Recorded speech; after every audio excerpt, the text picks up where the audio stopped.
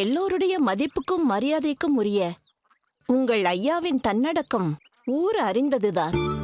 அந்த தன்னடக்கத்தின் காரணமாக இன்று இன்னொரு முக்கியமான அறிவிப்பை என் வழியே வெளியிட வேண்டுமென்று உங்கள் ஐயா விரும்புகிறார். இன்றிலிருந்து நம் வயலில் பணி செய்து வயோதிகம் காரணமாகவோ தளர்வு காரணமாகவோ யாரேனும் ஓய்வு பெற்றால் அவர்கள் ஓய்வுக்கு முன் வாங்கிய ஊதியத்தில் 1/4 பங்கு அவர்களுக்கு அவர்களின் ஆயுள் வரை கொடுக்கப்படும்.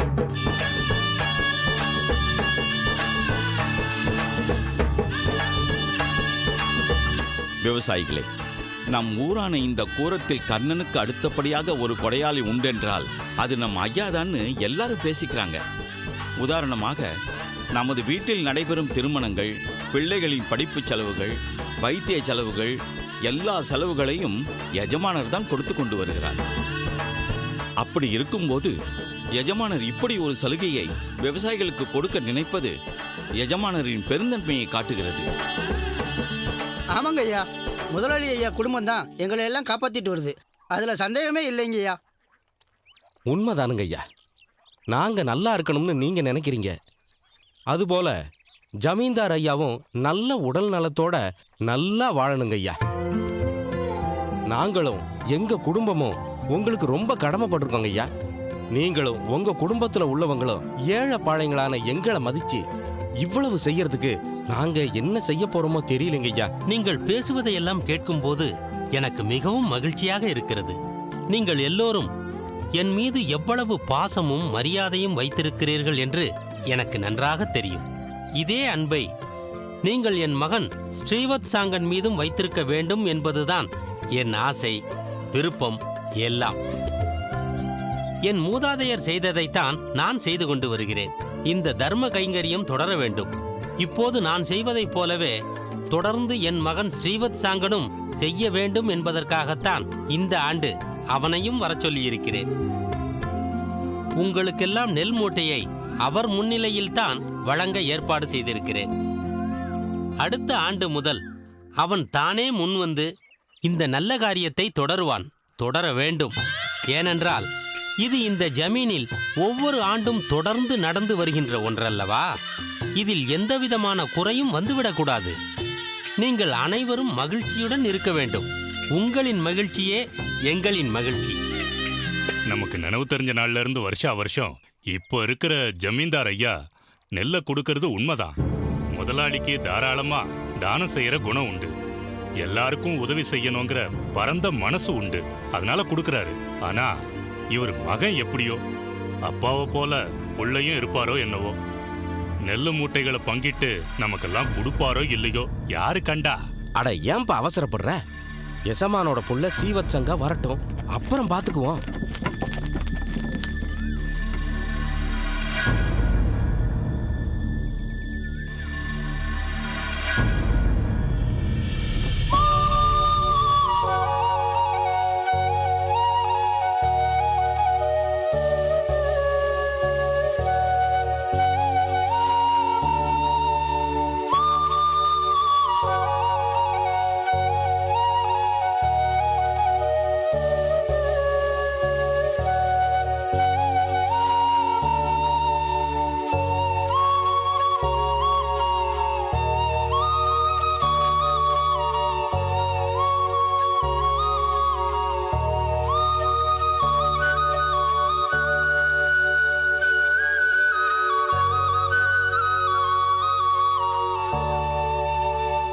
வணக்கம் ஐயா.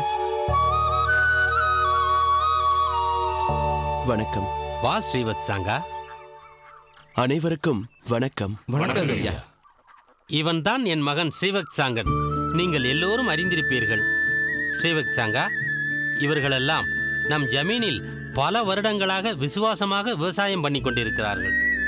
இந்த வருடம் முதல் நீதான் ஒவ்வொரு வருடமும் நம் லாபத்தில் ஒரு பங்கை இவர்களுக்கெல்லாம் பங்கிட்டு கொடுக்க வேண்டும். நம் குடும்பத்தில் தவறாமல் பல வருடங்களாக இதை செய்து கொண்டு வருகிறோம். வருங்காலத்தில் நீயும் இதை தொடர வேண்டும். ஸ்ரீவத் சாங்கா, நெல் தானத்தை தொடங்கு. சரி அப்பா.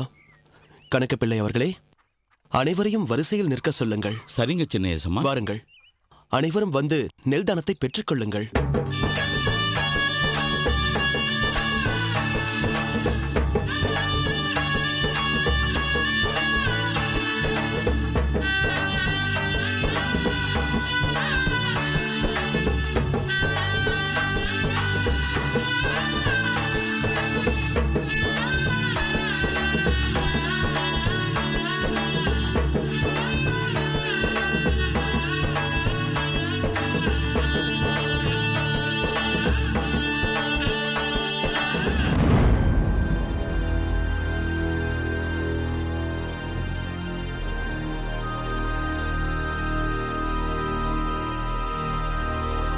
கணக்கப்பிள்ளை, ஏன் இவருக்கு மட்டும் நெல் மூட்டை இல்லாமல் போய்விட்டது?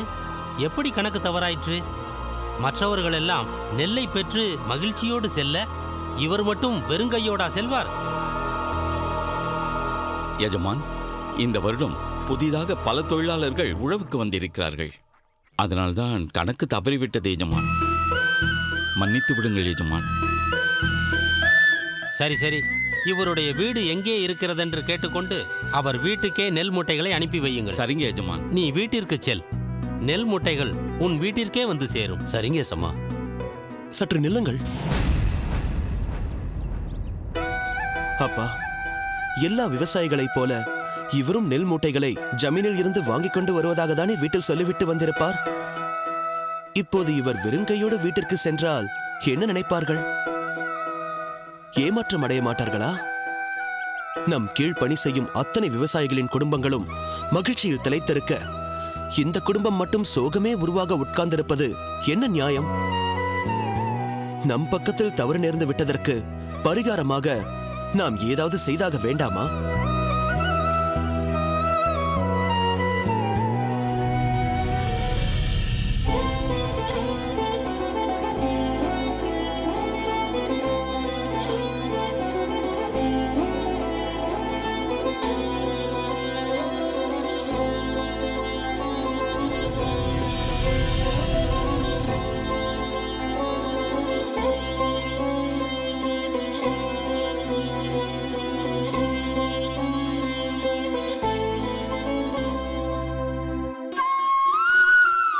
இங்கே வாரும், இந்த நகையை வாங்கிக் கொள்ளும்.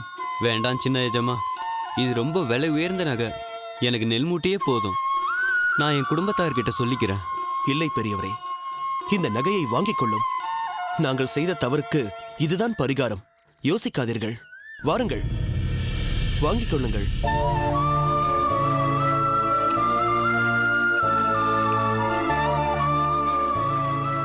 வரங்க சின்ன எஜமா, வரங்க எஜமா, வரங்கம்மா.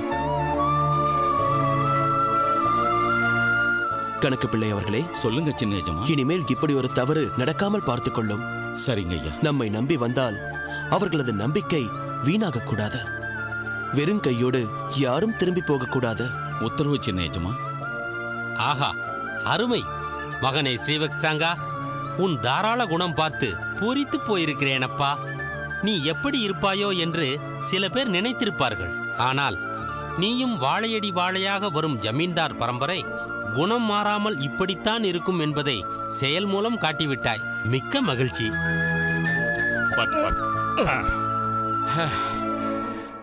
என்னப்பா, சின்ன ஜமீன்தாரு கொடுப்பாரா இல்லையான்னு சந்தேகப்பட்டீங்களே. பெரிய ஜமீன்தாரு 8 அடி பாஞ்சா, மகன் 16 அடி பாஞ்சிருக்காரு. பாத்தீங்களா? சின்ன ஜமீன்தாரு தான் யாருன்னு நிரூபிச்சிட்டாரு. பாத்தீங்களா? நம்ம ஜமீன்தாரு வெறும் நெல்மணிகளை தான் கொடுத்தாரு. நம்ம சின்ன ஜமீன்தாரு பொன்மணி மாலையே பரிசா கொடுத்துட்டாரே. வருங்காலத்துல நம்ம ஜமீன்தார் பேரைய மிஞ்சிருவாரு போல இருக்கு.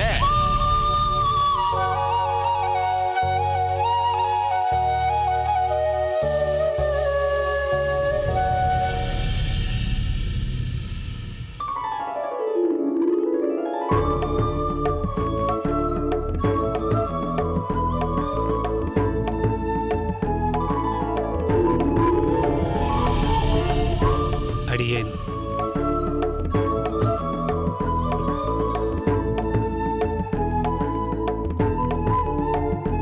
வா திருக்கோஷ்டி. திருவரங்க பெருமாளின் சன்னதியிலேயே உன்னை எதிர்பார்த்தேன். நம் வண்டிக்காரன் வந்ததில் சற்று காலதாமதமாகிவிட்டது.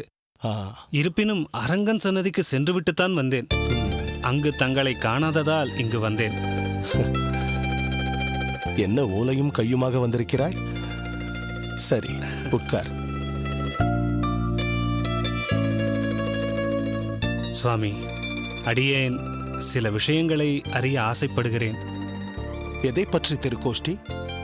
அந்த புதிய சீடன் மாரநெறி நம்பிக்கு நம் சம்பிரதாய விஷயங்களை தெளிவுபடுத்துவதில் இன்னும் குழப்பம் நிலவுகிறதா?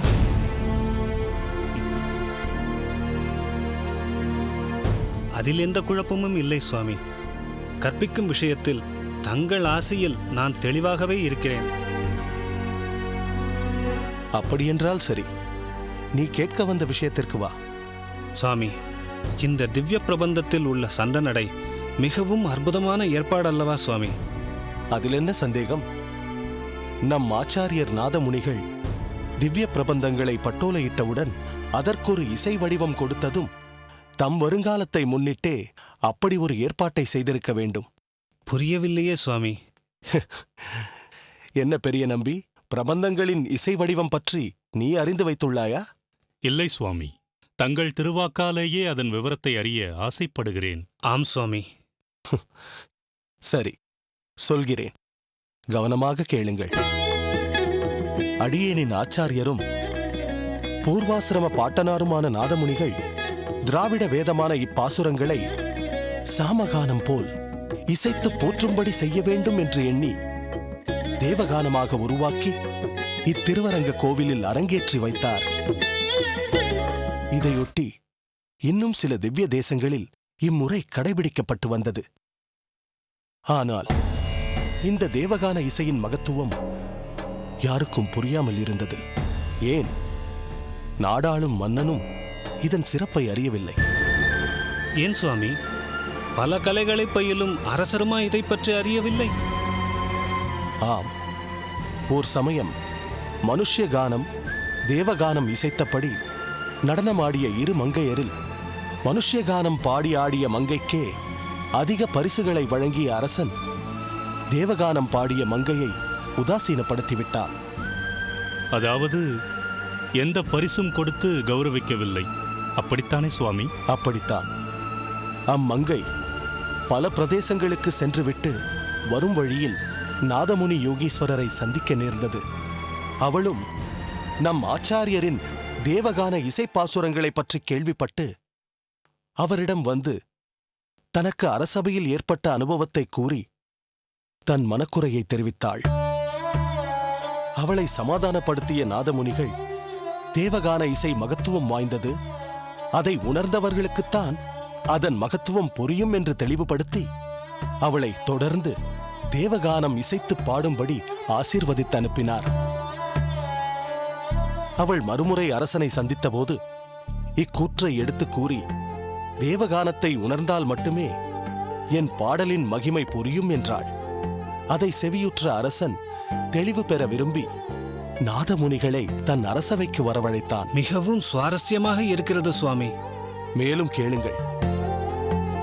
தேவகானம் சிறந்தது என்று நிரூபிக்க ஒரு உலோக பாத்திரத்தை ஒரு கல்தூண் மேல் வைக்கச் சொன்னார். பின் தேவகானம் இசைக்கச் செய்தார். சிறிது நேரம் கடந்த பின் அப்பாத்திரத்தை எடுக்கச் சொல்ல அக்கல்தூண் உருகி அந்த உலோக பாத்திரம் அதில் ஒட்டிக்கொண்டு விட்டது. பின் மறுமுறை தேவகானத்தையே இசைத்து கல்லுருகும் வேளையில் அப்பாத்திரத்தை அகற்றி காட்டினார். அந்த அரசன் இக்காட்சியினை கண்டு வியப்புற்று தேவகானத்தை அங்கீகாரம் செய்து அம்மங்கைக்கு பல வெகுமதிகளை செய்து அனுப்பினான். ஆஹா, என்னே தேவகானத்தின் சிறப்பு! கல்லும் உருகும் இசையை தேவகானமாக நம் ஆச்சாரியர் நாதமுனிகள் அமைத்ததன் காரணம் இப்பொழுதுதான் புலப்பட்டது சுவாமி. இந்த பாசுரங்கள் திருக்கோவிலில் தேவகான இசையிலே பாடப்படுவதால் மூலஸ்தானத்தில் காட்சி தரும் கற்சிலா ரூபங்களும் மனமுருகும். பகவானின் உள்ளம் குளிரும். அப்படிப்பட்ட ஏற்றத்தை நம் தமிழ் பாசுரங்களுக்கு ஏற்படுத்தி இருக்கிறார் நம் யோகீஸ்வரரான நாதமுனிகள். சுவாமி, அடியேனுக்கு மெய் சிலிர்த்து விட்டது சுவாமி. அடியேனுக்கும் அதே நிலைதான் சுவாமி. அடியேனுக்கு மேலும் ஒரு விண்ணப்பம். சொல்கிறேன் திருக்கோஷ்டி. அவ்வரசன் இசை பாடலுக்கும் அதற்கேற்ற நடனத்துக்கும் மயங்கினான் அன்றோ? நம் திருவரங்கம் என்பதற்கு சபை என்றும் பொருள் உண்டே. நம் பெரிய பெருமாளே அதன் ராஜாவாக அரங்கநாதனாக வீற்றிருக்க தேவகான இசையுடன் நாட்டியம் ஏன் நடப்பதில்லை என்பதை தானே கேட்க விரும்புகிறாய்? அடியேன் உள்ளே வரலாமா? திருக்கோஷ்டி, அவரை உள்ளே அழைத்து வா.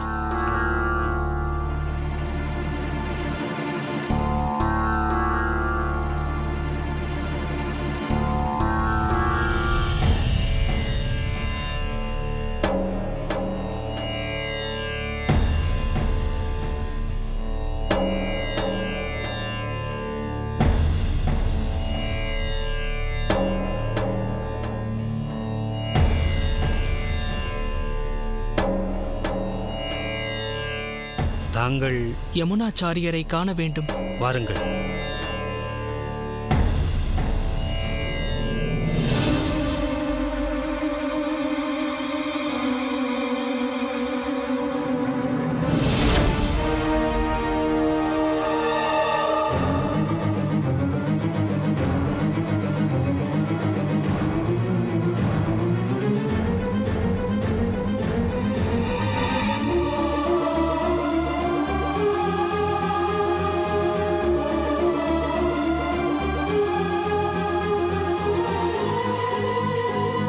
அடியேனை ஆசிர்வதியுங்கள்.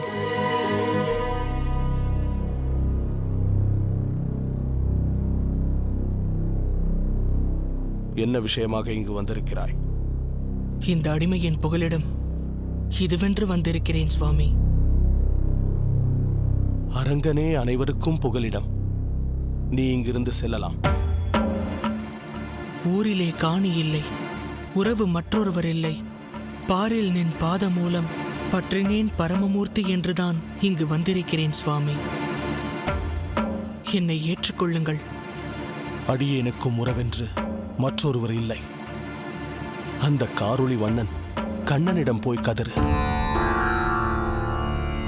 அவன் உன்னை ஏற்பான். திருக்கோஷ்டி, பெரிய நம்பி, இவனை இங்கிருந்து உடனே சென்று விடச் சொல்.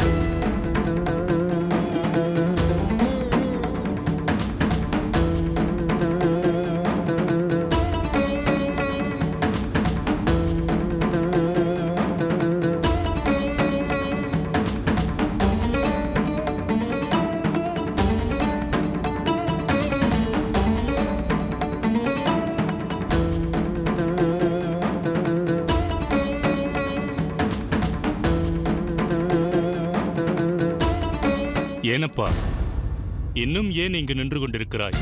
புறப்படப்பா. ஏனோ உன்னிடம் எம் ஆச்சாரியார் முகம் காட்ட விரும்பவில்லை. இங்கிருந்து செல். சென்று வருகிறேன் சுவாமி.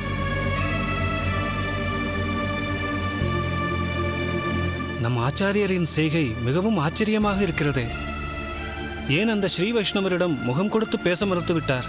நம் ஆச்சாரியரின் முடிவிற்கு நிச்சயம் ஒரு காரணம் இருக்கும். அதை நாம் ஊன்றி பார்க்க வேண்டிய அவசியமில்லை. இருப்பினும் உம்மை போல் அடியேனால் இதை சாதாரணமாக ஏற்க முடியவில்லை. சரி, அடியேன் ஆச்சாரியரை சேவித்துவிட்டு புறப்படுகிறேன்.